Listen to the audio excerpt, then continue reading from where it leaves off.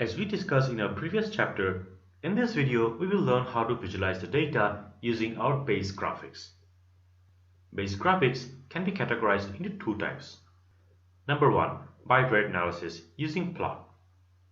It is the simultaneous analysis of two variables as it explores the concepts of relationship between two variables for association or differences across the group.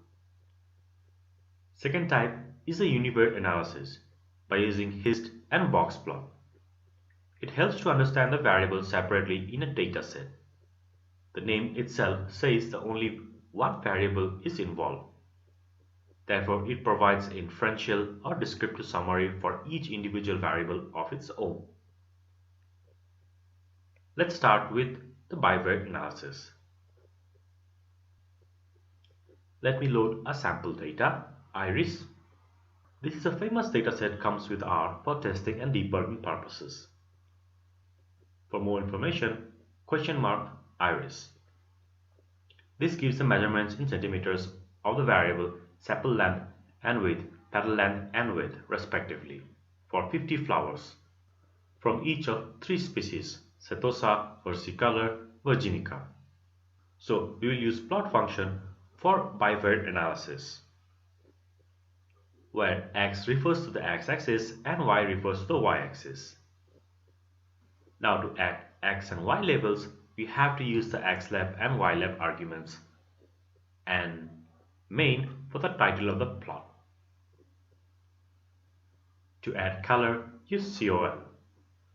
We can also add different plotting symbols using PCH. There are a couple of PCH codes available for different symbols that you can go through in my previous chapter. We can also use to plot different symbols for each species by defining species in PCH, and as the numeric will internally convert the character data type for PCH to identify the unique values. For this example, we will have three unique values, that is three types of species. Hence, it helps to visually add one more variable for analysis of petal and sepal length. Alternative to PCH, we have CEX, where CEX changes the size of the points corresponding to different species. To add a legend, we all need to add the positions by using X and Y and the list of names. Now we are done with bivariate analysis. Next is univariate analysis. First, using boxplot, which is a standardized way of displaying the distribution of data based on minimum, first quantile, median, third quantile, and maximum.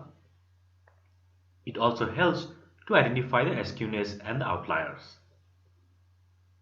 To create a boxplot, we'll just use the column name with the function boxplot.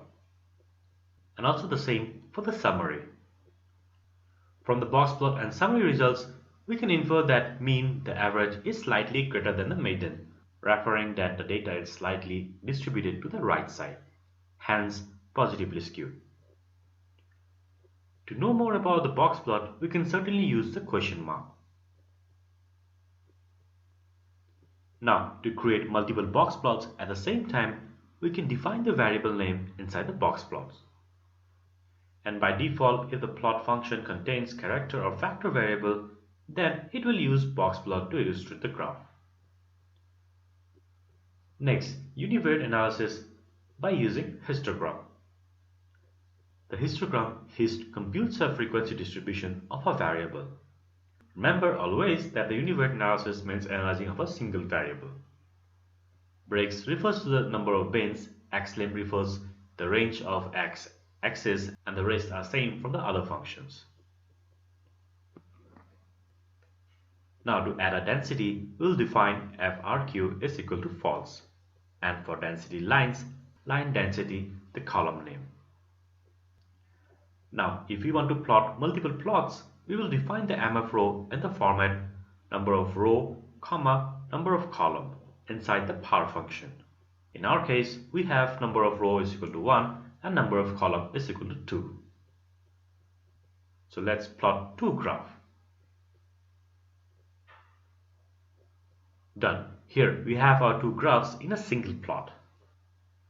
To switch off this feature, we have to type def.off. Now again, plot the two graphs. We can notice we can't view both the graphs in a single plot. Next, we will learn how to perform advanced data visualizations using the grammar of graphics.